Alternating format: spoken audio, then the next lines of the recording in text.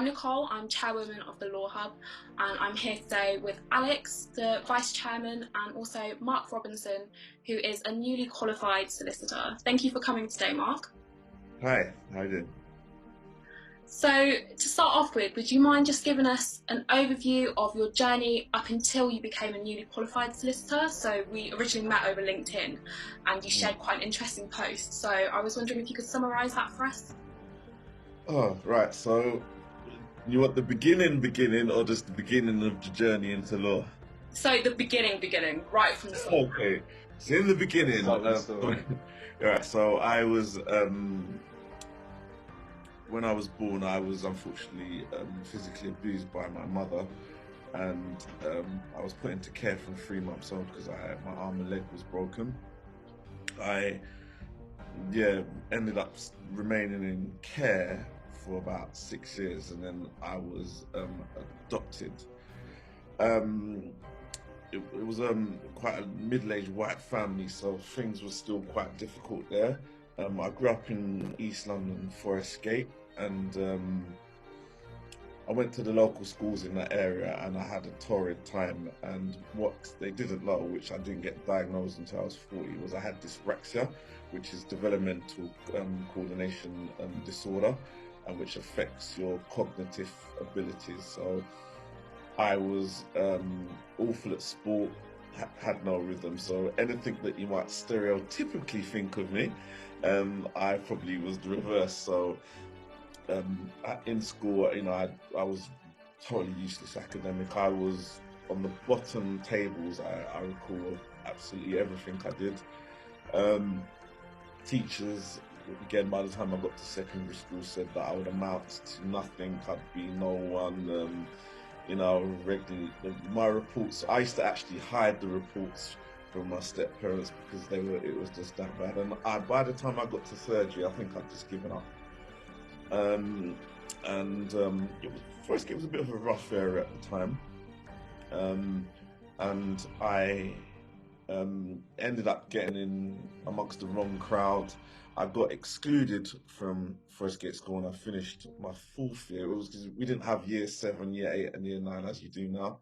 Back then, you started on first year when you went to senior high. So I got excluded, and I ended up finishing my education at Stratford School, and I didn't even bother to sit any exams. I think I did one exam, tell a lie, and it was GCSE maths. I got an F. So that's why I say I've got no qualifications. I had no interest in school. I started rolling with gangs, getting into all sorts of trouble. And I think what a turning point, a brief turning point, was when I was arrested for stealing a push biking about 30 years ago. I was about 15, 16, and went to court. And then I met this brilliant probation officer, and her name was Hope Grizzle. And I'll never forget, she was one of the few black women probation officers at that time in East London. Bearing in mind, probation is heavily dominated now by BAME, but back then it wasn't. And she really inspired me to get into other things. But that was a turning point. But just before that, I recall as well some really negative experiences with the police. You can understand 30 years ago, it was even before Stephen Lawrence, it was post McPherson, and I'm sure we'll lead on to this topic. But the relationship with the police, with the black community, was really quite bad. So I remember 15, I was beaten up by 4 white officers quite severely, and they stamped on my head. I think I had closed eye, my nose was swollen, and they said some expletives that I won't name. But yeah, it was bad. And then they told my stepmom that I um, tripped over resisting arrest with all that damage to my face. Those were the days when they used to say he fell down the stairs. If you ever can remember that expression, maybe you guys are a bit too young. But nonetheless, after that, moving forward, and the bike incident, which to this day, it was my friend that took the actual bike, but I wasn't prepared to snitch on him, so I ended up taking the rap in Barkingside Magistrates Court. I got put on probation, and Hope Grizzle really saw me right. And then she said, "Look, what do you want to do with yourself?" So I knew I was useless academically. So what I did do, I got into music, and it's funny because I was around the wrong crowd at that time. One of the local bad boys of my area actually forced me to go to a warehouse party, and this was the acid house jungle days in warehouses where people used to take a lot of drugs and all that kind of thing, and glow sticks and white gloves, and he forced me to go into a rave, and the rest was history. I was so inspired, and it was like the mix of people, all races in there, just everyone was just enjoying themselves. Obviously, there was one common denominator. However, I thought I could be a DJ, and from there, I persuaded my mum to get me a pair of decks, and I bought some decks a week later. I started buying records, and I practiced, and then I got into pirate radio, and that led me to playing out around the country, which led me playing out around the world. And I moved on from jungle to garage, and then several years later, about 10 years later into my career, which a career that people said I'd never make it as a DJ. And then after all that, I ended up presenting on BBC Radio and Extra. And I was with them for 3 years. And I had a record deal. I was signed to, I think, EMI, and I think I did some work for Ministry of Sound. I had an album out with Ministry of Sound that charted. It was a compilation album. I did a tune for David Guetta and Akon. I worked with Pitbull, and so I was relatively reasonably successful in the music industry for an underground point of view. I think it was house, and that was the kind of final genre that I was involved in. But then after DJing for 20 years. I put on an event, and unfortunately, one of my close friends was stabbed to death in an event that I put on, and that completely kind of put me off everything. And then I retired shortly after. And then after that, I was milling around wondering what to do. I had no real education. I'd done some shortcut courses. I was a qualified personal trainer, but nothing substantive. And so and then at that time, I met my wife at that time, and what happened then is I think I had an unfortunate altercation with her ex-partner, and it ended up in court with me being arrested and charged for ABH, where I was accused of hitting him over the head with a hammer, which just didn't happen, and went to all the courts. And it was I did at that time I didn't know nothing about the legal system. Now, funny enough, a month before I was arrested for that, I was actually a prosecution witness in the murder of my friend. So that was one of my first major experiences of Crown Court, where I was with the prosecution. I had one of those witness care people around me and the police. And then, yeah, what happened about a month later, I'd been arrested. So I ended up in a magistrate's court, and I'm a particular firm of solicitors. I wasn't happy with the way they were handling me, so I actually sacked them. And then I got a next firm of solicitor. A solicitor was recommended to me, and that was recommended to me by actually a police friend of mine who was an ex-borough commander of Hackney, funnily enough. So this is how strange things get. So the other firm was good, but the trial was so this was in my first hearing in court was in August of 2013, and then it listed for trial. I pled not guilty, and then it went up to Woolwich Crown Court from May of 2014. And I remember working, because I was working as a youth worker with an organisation called Spark to Life, working with gangs and young offenders, and went back and forth to court. And I ended up preparing for the first trial, and I had counsel who I thought was really great. He was his reputation of being a really fantastic advocate preceded him, so I wanted this guy and met with the guy. He was really confident.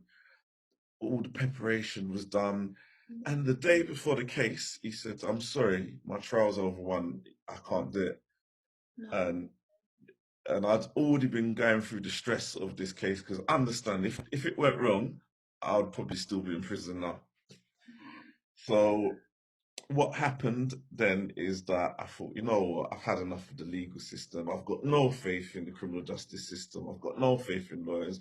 I kept my solicitor, Mr. Anthony Graham from Moose Rubbish on their first class solicitors, but unfortunately, as I said, counsel wasn't available. So what I did do is looked up what the offence of ABH was, because at this time, remember, I know nothing about law.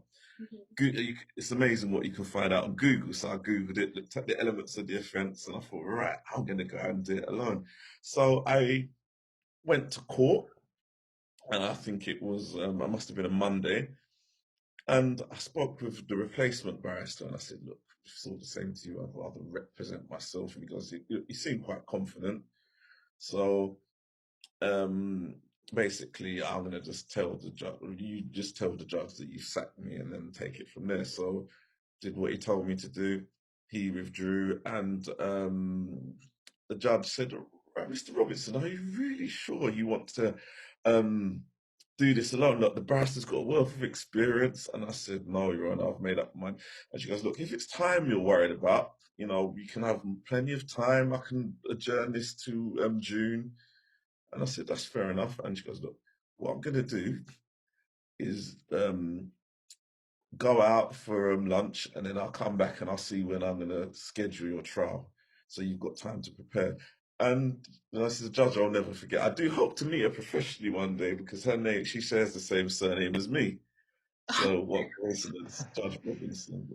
She was kind of kind, very strict, but yeah, she was she was good. And so she came back in after lunch, and went back in the witness box, and she said, right, I've been thinking about this. And you know what, Mr. Robertson, we're going to start now. And I'm swearing in the jury now. And you've got till tomorrow morning to prepare your case and go through 400 pages of evidence against you. And so I spoke to Anthony, and he gave me a few tips of cross-examination. And I was up to about 1:30 in the morning prepping my case, questions that I'd ask, because it was obviously the prosecution case, so the complainant was up straight away.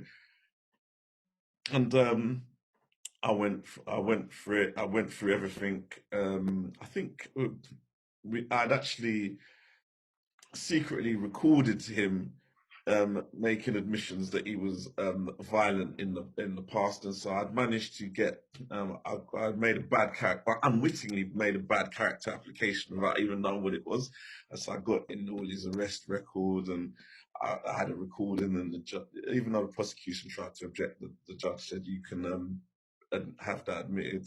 So all the preliminary stuff, which I now know is points of law, and I didn't understand, we was going through. So anyway, we've started. I've gone for my cross-examination, and you know, he was denying that he'd been violent to other people, because I run a self-defense case, even though he was claiming that I'd hit him. He had no injuries at all, and so I run a self-defense case, and he basically was on the tape, and I remember asking him repeatedly, "Are you sure you've never been violent to anyone else?" And he's like, "Never." And I said, I just looked at the judge. I'll never forget this. I said, "Your Honor, is it time?" And she goes, "Yes." And I said, "Right, on this day, did you hit this particular person at this time?" And he fell apart. I took him apart again and again and again. And so the day finished, he left with his tail in between his legs. And the prosecutor, a lovely man who's no longer with us, Mr. David Jenkins from 2 Kings Bench Walk, he looked at me, he took off his wig, went to put it on my head, and he said to me, "I think you should be an advocate." And he was a bit icy with me at first, but after that, he was absolutely lovely. He actually helped me with my own case against him. That's my prosecutor. We spoke about his life. We spoke about me growing up. He told me all about his life growing up. That his dad was a barrister, his granddad was a barrister, his time from Portsmouth, his chambers, how long he's done it. You know, he was nearly 70, and he does it still because he enjoys it. We spoke about rugby, compared it to football, and you know, lovely, lovely man. And it was almost like it became like a game of chess or something. I mean, I remember after going through summing up, and he helped me with agreed facts and everything. I think the day before the jury was meant to return the verdict, because it was taking longer than anticipated. I saw him in the car park, and he goes, you know, I won't wish you good luck, but Mr. Robertson, you have been a worthy opponent."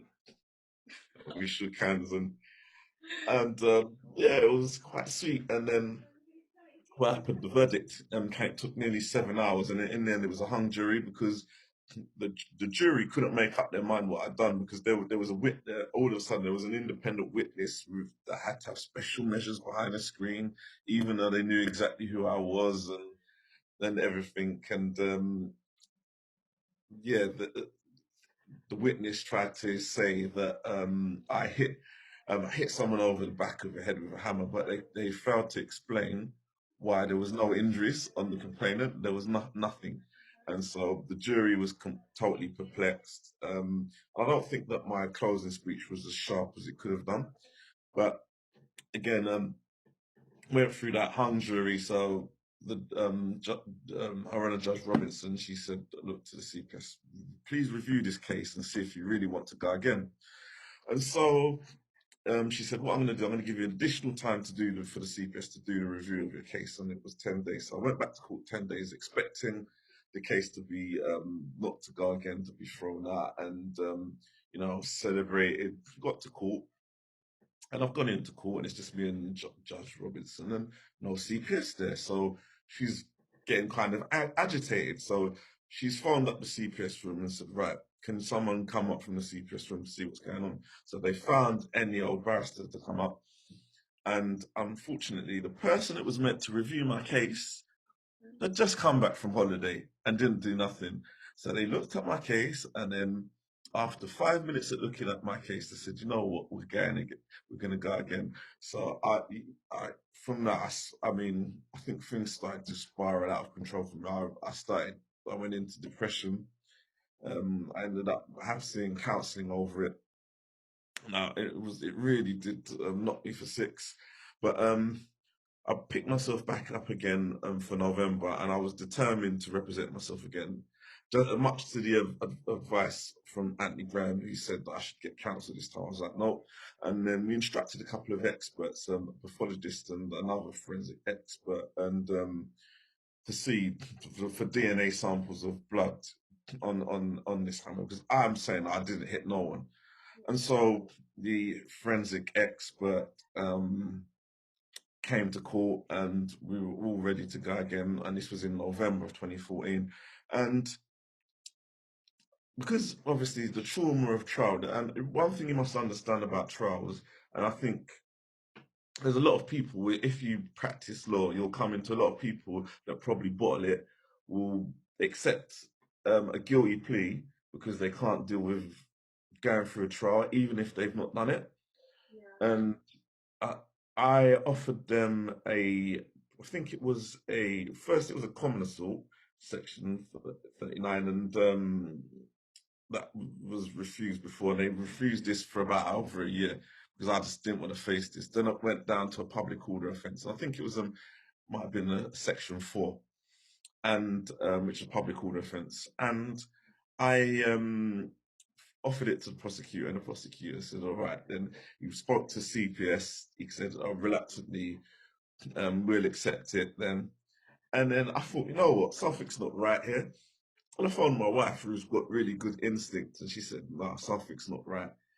And I went to the prosecutor and said, "You know what, I thought about your offer, and you know something, I'm going again. Let's go to trial now." So we've gone into the courtroom, and the judge has asked to the prosecution, "Do you really want to go again?" And they went, "Yes." And then the first thing the prosecution said is, "Yeah, we'd like to say that there's no independent witnesses available. We're not seeking to summons them either." And I just looked at them and I thought, "You sneaky so-and-so." Now, this was a different prosecutor, by the way. And so the trial began, and I think this time the complainant was more prepared for me. Oh, sorry, he thought. Well, what I did do, I got all the transcripts from the first trial, and I cross-examined him on all these inconsistencies. And I did try to do half-time submissions, Galbraith, etc. But again, didn't know about case or anything. back then. So the prosecutor pulled out the Blackstone, started going on about some case from 1876 or something, and I'm just like, what are you going on about? So anyway, um, we've gone through. I've done my defense case, and this time, I had my wife on the stand, and I also had the expert witness, and obviously I've cross-examined the police as well. Now, the expert witness went into a lot of medical jargon, which it seemed like only the prosecutor and him understood what was going on. The jury looked totally bored. People looked like they were. One gentleman looked like he was falling asleep.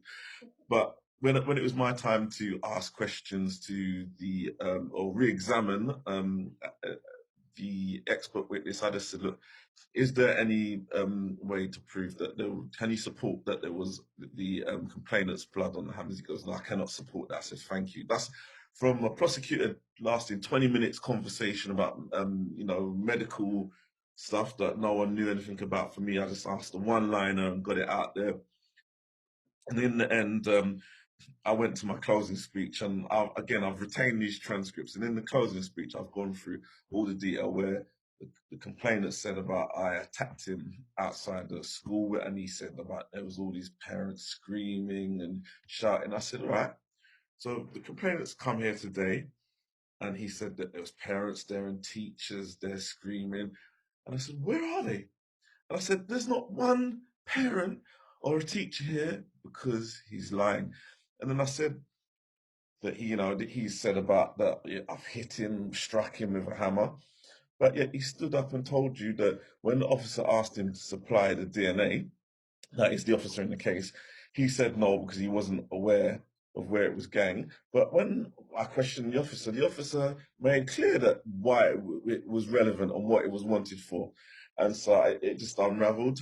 But I also said that his other past violent episodes and stuff that was recorded by the police wasn't relevant. Now, unlike the last trial, the judge went on in her summing up, and she said, I disagree with what Mr. Robinson said, because all of the complainants' past convictions, etc., is very, very relevant, and you need to pay attention to this. And she more or less, if she could have come off the bench and said, "Acquit me," she would have done, and it was brilliant. And I mean, I remember part of my closing speech, I gave them a hammer, and I made the jury hold it in their hands, and I said, "Look, go around and hit yourself on the hand, because this was his over a cut on the hand.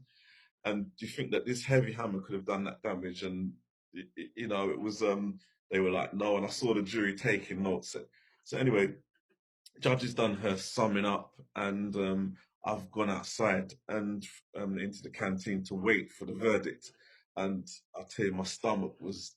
I was in court. My stomach wasn't. I think my stomach was in the bathroom.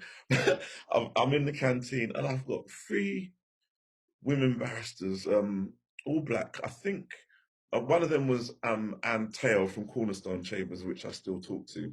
And they all started talking to me, saying, look, we've been coming in and out of court for the whole 7 days of this trial. We've been watching you, and you're that good. You need to become an advocate. You're really that good. We've not seen nothing like that before. You need to be a barrister. And I was like, no, I'm not interested in law. And besides, I've got convictions, and I've got no degree. I've got no GCSEs or nothing. So they said, don't let that deter you. But it was in one ear and out the other, because obviously I'm thinking to myself, I'm going to be getting taken into Belmarsh any minute.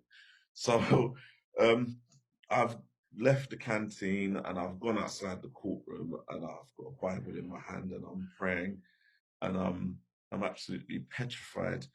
And funnily enough, that yeah, I was called in. The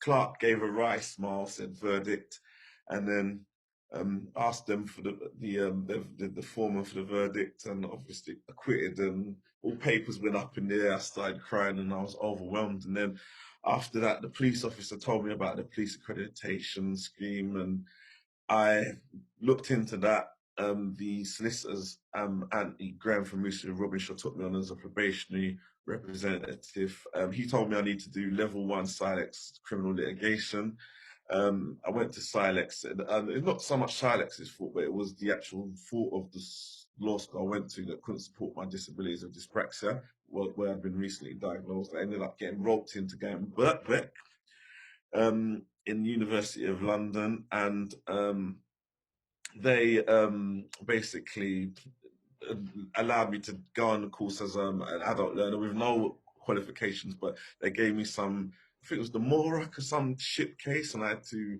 give analysis of it. And they said that you did so well, we're going to offer you a place now over the phone, that we don't ever do that. And despite everyone telling me that I'm going to fail, I managed to graduate with a high T1. And upon telling the next solicitor's firm my story, which was EHB Solicitors in East London, who was looking after a client that I dealt with through my youth work, they took me out to dinner, and I ended up getting offered a training contract before I even sat my second year of undergraduate exams. So the whole thing's just been a crazy journey. I mean, I won 2 awards since I've been at Birkbeck. I won the Career Shifter Award, and I won also um, half of my fees from LPC, because you can, as you know, in small criminal defence firms, you usually have to self-fund. But Birkbeck gave me £7,500 towards it, and it's been an amazing journey thus far. So, as I said, I've recently finished my training contract with EHB in November, and I just wanted to be a consultant before I move on to the next phase.